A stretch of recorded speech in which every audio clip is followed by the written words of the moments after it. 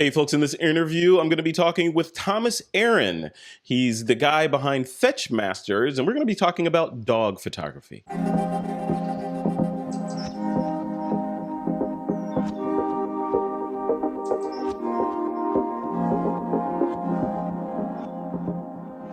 Hey, welcome back to another episode of the Behind the Scene podcast. Today I have the honor of sitting down with Mr. Thomas Aaron. Why am I sitting down with Thomas Aaron? I call him the dog whisperer. He's a guy that knows how to speak to animals and get them to do stuff. Not only that, he knows how to photograph them, and that's what this interview is all about. Thomas Aaron, welcome to the show, man. How you doing? Thanks, Frederick. It's good to see you. It's good to see you too. This is good. It's good. I'm excited to chat with you. You and I have not had a deep conversation about the stuff that you do, and now I get to put you on the hot seat and pick your brain about it. So welcome to the show. So let's. What I like to do at the beginning of these is kind of get a little background or the origin story of the photographer. So give me your origin story. What got you started in the whole canine area and then photographing them? You know, that's something I think about a lot. I think it was inevitable that my life go to the dogs. My father raised and trained hunting hounds in North Carolina when I was a child. And I remember some of my earliest childhood memories are playing with these half-crazed hunting hounds and helping my dad with little training drills and stuff like that. And then my life took a lot of zigzags. I was in the military, college, blah, blah, blah. And eventually it came back around to dog training. I was working as a tech support engineer for a computer company in Denver. And I was pretty stressed. And I happened to find a little Labrador retriever. And this was about 11 years ago. And my wife said, well, you ought to train it for hunting, give yourself a hobby, something to take your mind off of work. Well, that morphed into Fetch Masters Dog Training, which is a very prominent dog training company now here in Denver. And, alongside of this, over the past 5 years, 6 years, my interest and passion for photography has grown and grown. And so it was just inevitable that photography and dogs would collide. And so that's how I ended up with this company, Fetch Masters Dog Training, which now has a sort of a pet photography division to it. I love that. And photographing, I've never photographed animals other than my a cat that I had. And even photographing her was a pain in the butt. I can't, dogs seem to be a little bit more hyper than cats. So how are you able to photograph? I mean, I've seen some of the photos. We're going to show them in a second here. But how are you able to get that level, that caliber of work from these hyperactive dogs? How does that even work? You typically don't have a lot of time to get the shot. So, I'll use a squeaky toy, or I'll make a high-pitched squeal noise with my voice while the camera's up to my face. And, the dog will look at you and kind of perk up to see what that was about for just a second.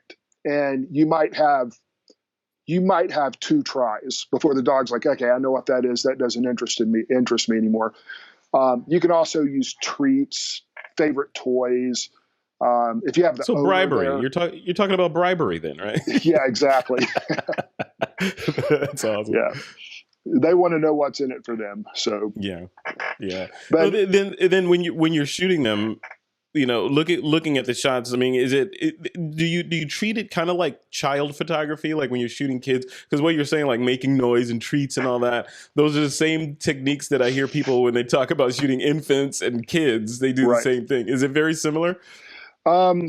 Yeah, it is. You're dealing with a short attention span, and a dog that just naturally wants to check out everything else all the time. And so once you get that attention, you better capitalize on it. You have to be fairly quick.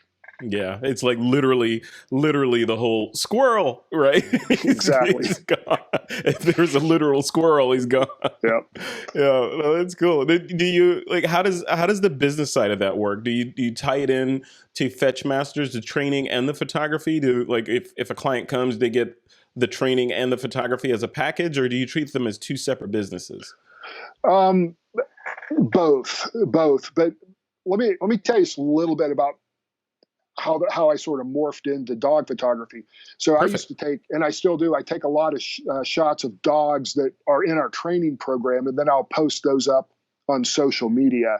And it's really uncanny. Like, you can post a picture of somebody's golden retriever, and it doesn't even have to be a good shot. But basically, then the next day, everybody with a golden retriever's calling up saying, "Hey, can you train my dog?"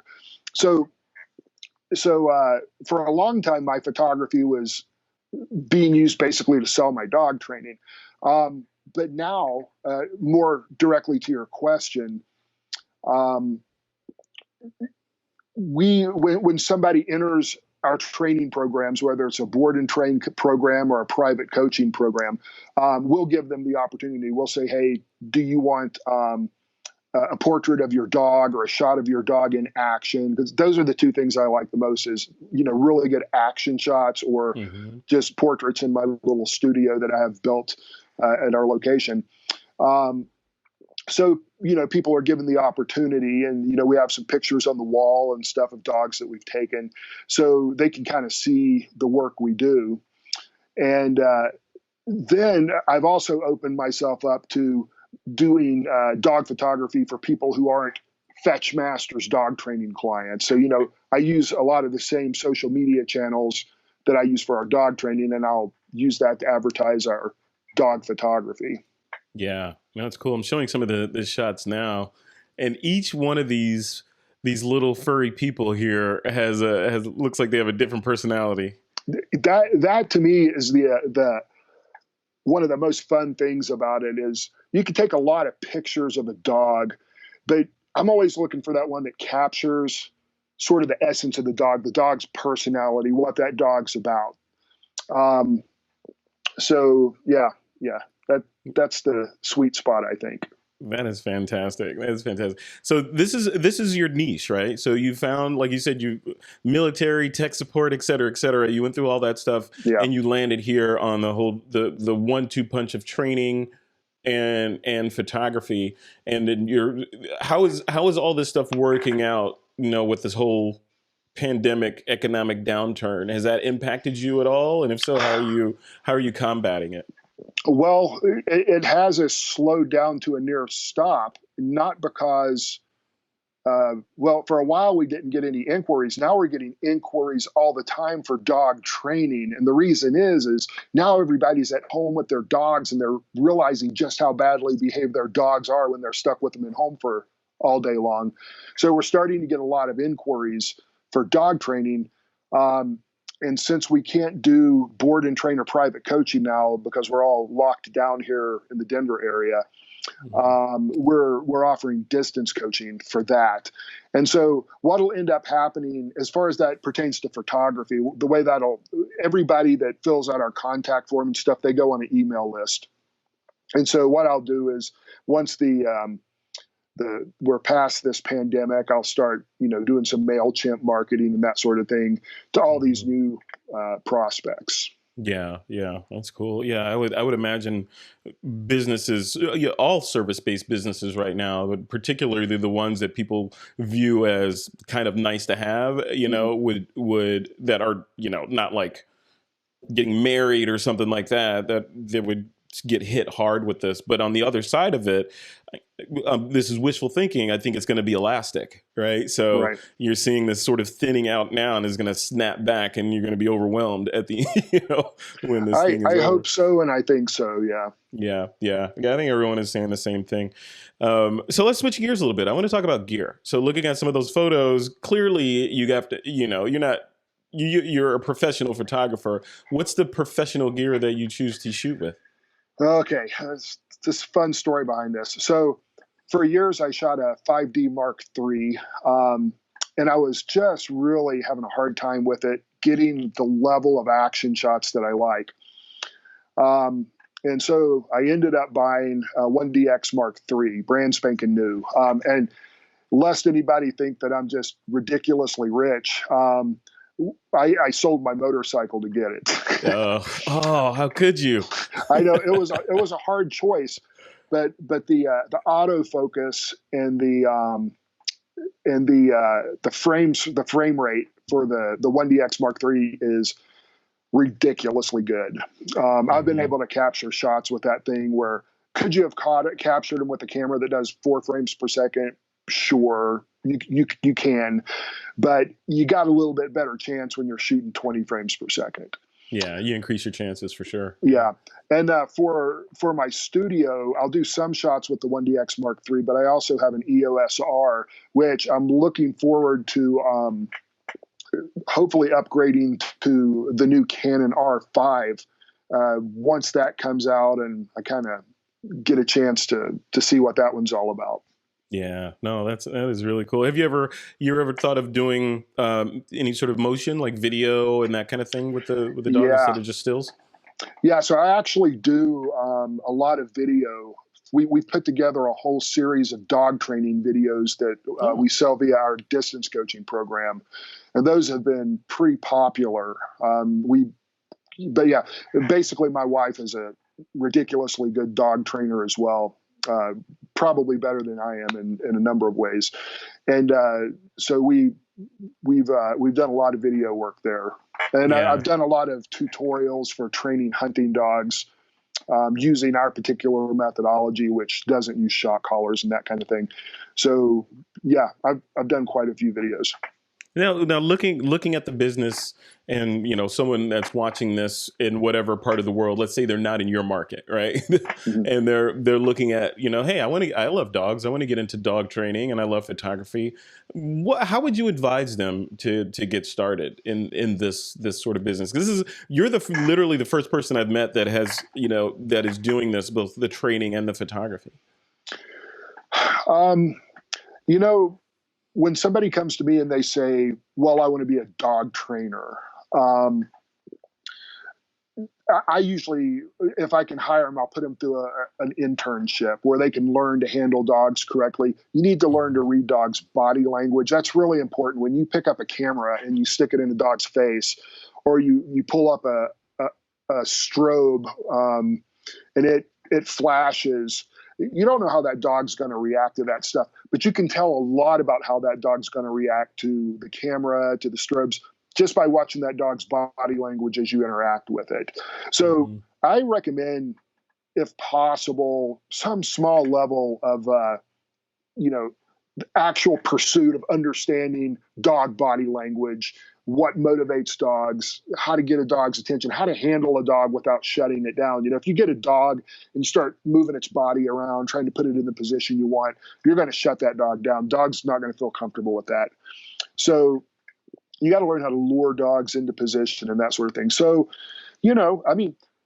there's a number of things you could do. You can volunteer with a shelter, which also there's a good need with shelters to get good pictures of dogs, so they can, a nice looking picture of a dog. So that'll help them rehome that dog. So there's some opportunity there, but the shelter will give you the opportunity to handle dogs and learn more about dogs. Most shelters have some sort of a little training manager or program or something there. So that might be a good way to go.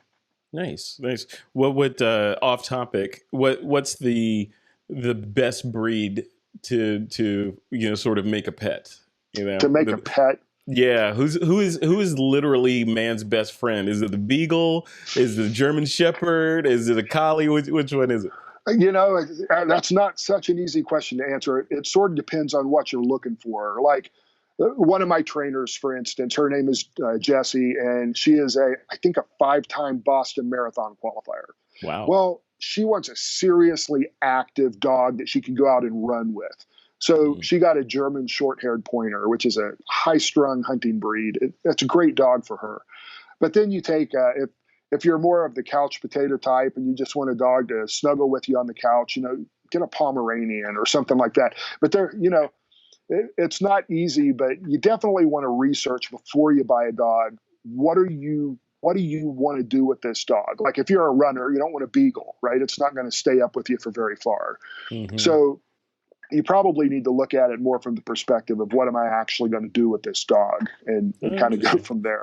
Much like getting a camera, right? Exactly, What am I exactly. going to do with it, or a car, or anything? But these are obviously living creatures. So, but yeah, that's interesting you say that because I had a friend a while ago that had two whippets. You Mm. ever seen those? And Oh yeah, I thought they were greyhounds because I don't know much about dogs, but yeah, it turns out they were whippets, and she would just walk them around, and she looked like the whippets, yeah, right? So owners tend to look like their dogs. yeah. She's slender and very aerodynamic. It was interesting. It's very interesting. So I Yeah. wonder, have you seen that? Do people tend to look like their dogs? Kind of, yeah, a lot of times. But what's even more interesting, and this could actually be leveraged to your advantage in dog photography too. Um, there, more often than not, it seems like the personality of the owner kind of bleeds over into the personality of the dog. In other words, that dog and that owner have learned over time how to get along together, how to coexist together, and it's kind of like a meeting of the minds. So Mm, there's usually some personality similarities. So when you get a dog in for a photo shoot, um, in a sense, you can kind of watch the owner and at least have a hunch of what that dog might be like. yeah. Yeah, that's so interesting. It's such an interesting industry. Is the dog training slash dog photography or pet photography industry large, or is it a small close knit group of people that are regional? Like you have a bunch of friends that are in the Denver area, and and that's all there is. Um, I think that more progressive cities like Denver, big cities in California, San Francisco, LA, New York City, those places that are a little bit more progressive tend to be a little bit more into training dogs. But Mm. then you look at where I grew up. I grew up in West Virginia. You probably couldn't pay somebody there to let them, or for them to let you train their dog, right? I mean, it's just not what they do there. So it kind of depends on where you are. Yeah. Yeah, no, for sure. West Virginia, huh? Yeah, I used to work for a contract for a company out there called AOL. I don't know if you remember them. They're in Dulles or near the Dulles airport out there. Yep. So, yep, very cool, man. So I want to switch gears a little bit and talk about what happens after. So you finished the shoot, you've processed the images. How do you deliver these images to the clients? Is it a gallery that you post online, or is it like a wedding shoot where you get a bunch of proofs and then they pick the ones they want and then you retouch and deliver them? How does that piece of it work? Yeah. So what I'm doing now, and this has been a little bit of an evolution for me. And I think most photographers, when they finally figure out they can sell their work, they tend to sell it for really cheap. And you see this with wedding photographers and stuff a lot as well. But I learned from my friend and yours, Troy Miller. Hmm. He's talked to me a lot about this and has helped me kind of understand it. But basically, what I do now is I charge a small fee for the shoot, and then what I will do is I will pick my favorite picture out of it and I'll edit it. Then I'll call out the rest of the pictures, and then what I'll do is I'll have a sit down in my office with the client where I can put up a slideshow of the pictures on my large screen television, and I'll walk through the pictures with them, and then help them sort of decide what they want. Do they want, what would be good for wall portraits? Hmm. What would Just they like a want for? portrait session. Yeah, it's like Yeah, like a exactly. portrait sales session, and what do you are you able to upsell them on that? Like you start with the shoot, and so you're paid for your time, and then when they come into the office, you try to get them to get the wall print like they do with regular portraiture or wedding photography. Exactly, exactly. Okay. And then you sort of lay things out for them so that it makes more sense to buy the more expensive stuff, right? Yeah. Yeah, of course. Yeah, this photography. It just Yeah, happens to I think your subject has four legs, right? exactly. There's some good videos on YouTube on it as it applies to dog photography That's that I've awesome. run into. I can't remember the lady's name, but if you Google. or do a YouTube search for stuff like running a dog photography business, you'll come across these videos, and it works almost the same as like same way a portrait photographer sells stuff, same way a wedding photographer sells stuff. You know, you can make decent money at it, but you sort of have to hit it from that angle.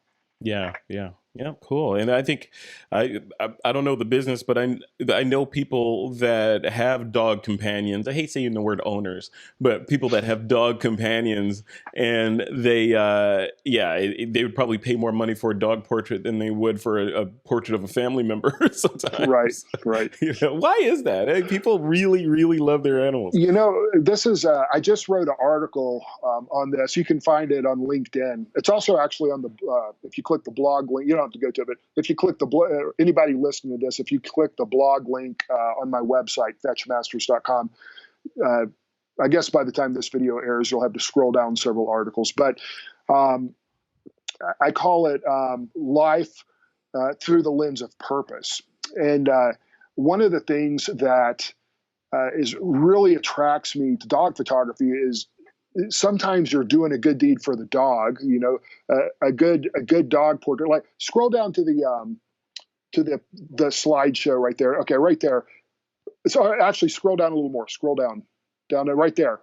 Right here? That dog Okay. right there is Grayson. His name's Grayson, and that's a picture taken by the shelter. Well, I showed that to a friend of mine, and the friend of mine said, I feel sorry for the dog, but I would never let that dog into my house. It looks like it would destroy everything. So we did a photo session with the dog. So if you scroll down to the next picture, this is the portrait we took of Grayson. Wow. So Yeah. by doing that kind of thing, you can do a good turn, you know, for dogs that are in need, a dog that likely, you know, has a good chance of dying in that shelter. Well, Grayson found a home, right? This is the kind of thing that it makes you feel good about what you do. It doesn't pay anything to speak of, but it makes you feel good about what you do. Now, if you scroll down a little more to the bulldog on down. Oh, this guy. Yeah. So that's Hugo. And Hugo is a very beloved dog by his owner. Her name is Penny, and she just loves this dog to death. This dog is literally her best friend in the world. Yeah. And I kind of mentioned in the article that over time, you know, these dogs pass. We live 70 years, they live 10. And when these dogs pass, it leaves a hole in our hearts. We love our dogs. And over time, those memories start to fade. And this is why I feel so good about doing dog portraits and action shots and stuff like that that sort of capture the personality of the dog, so that the person, they can put it on the wall and they can remember that dog for many, many, many years to come, right? Keep the memories in the front of their mind instead of the back of their mind. And to me, that's really important to me, because I love my dogs. So. Yeah, that's. I mean, you've drawn a circle around the importance of photography itself, right? Right. So preserving memories, because this gray matter we have degrades over time and is eventually gone. Right. The photos tend to last much longer, and are a much more vivid memory. I want to end this interview. I want to ask you about a funny or a noteworthy story that you've had, photographing and or training dogs. I want to share one with you before you share that one. You said you're in Denver. I went through part of my Air Force photography training in Denver. Lowry? Yeah. And the first photo essay that I had to do there was I had to do a photo story at the Denver Dumb Friends League. I don't know if it's still there. Is it still there? It is still there.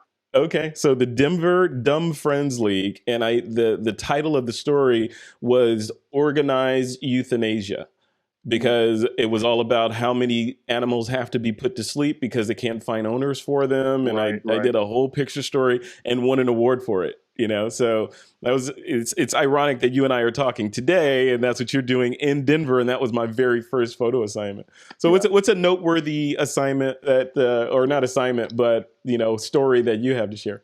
Okay, well, I'll tell you one, but before I do, so just so you know, I actually went to Lowry Air Force Base back in 1990 to 1991. I was in the Army but we did our technical training at Lowry Air Force Base. So we may have been there around the same time, my friend. we may have. Nice. Cool. I don't know. I mean, there's lots of funny stories, but one that I got a kick out of, I just got a kick out of it. So I tell you what, can you scroll to my portfolio real quick? Yeah, absolutely. And find the picture of the Greyhound. Yeah, I'll find that. Let me just go back to dog photography. And the Greyhound is this guy. Here you go. Right. Now, the reason I'm showing you this picture is because I really, really enjoy this kind of photography. And this dog is really fast. Like, I don't even know how fast this dog was running, but, you know, he's coming at you 35 miles an hour at least. And that is sort of what motivated me. That my desire to do that kind of photography is kind of what motivated me to do or to get that 1DX Mark III. Mm-hmm. So anytime I'm doing photography of a dog, I try to arrange some action shots. Well, go ahead and scroll through until you get back to the little bulldog. Okay, this guy. Yeah. So when I was out, we were out at I think it was Cheeseman Park in Denver. And so we had done a bunch of portrait shots and stuff of this little guy. And I told the owner, Penny, I said, okay, I want to do an action shot. I love action shots. And she goes, okay. So she had her dog do a sit stay at the tree line, and I moved back quite a ways. And I said, okay, call him. And so I had my 1DX Mark III all set up at 1/2500th of a second, right? It was just blazing fast. And she called that dog, and I kid you not, it took that dog forever to get to me. Like, I know that this picture looks like this dog is running, but it always has two legs on the ground, either both front legs or both back legs. It is so slow. And I probably shot 100 shots before that dog could get to me. It was so slow. But that's fantastic. But anyway, it was fun. A lot of stuff like that, a lot of silly sort of stories. But yeah, I can tell you love what you do, man. That is awesome. Congratulations on finding what it is that you love to do, because a lot of people go through life not knowing or finding out too late, right? Well, you know, I realize that all photography probably serves some purpose, and some people, you know, who are into more like commercial stuff, their purpose is whatever their purpose is, and it's legit, you know, making a living. I get all that. But one of the things that this coronavirus pandemic is bringing out in me is the desire to really consider what I want to do when this is over. And the thing I want to do when this is over is I just want to make a difference a little bit at a time. I don't need a huge legacy, but, you know, if I can change the life, if I can help Penny's owner remember her dog, if I can help Grayson find a home, I'm going to be pretty happy with that. And so, that's awesome. So yeah, that's kind of what photography, I guess, means to me. That's great, man. That is great. Well, cool. If people want to connect with you and, you know, either hire you for training or, you know, photography or both, I'm assuming they should go to fetchmasters.com. Is that the best location? It is. If they go to fetchmasters.com and just fill out our contact form, and there's a checkbox on there where they can check photography, dog photography, that sort of thing. And then we have a whole packet of information that we send out for that. Fantastic. Thomas Heron, man, thank you so much for coming on. I appreciate you. Oh, it's my pleasure, man. I've enjoyed it.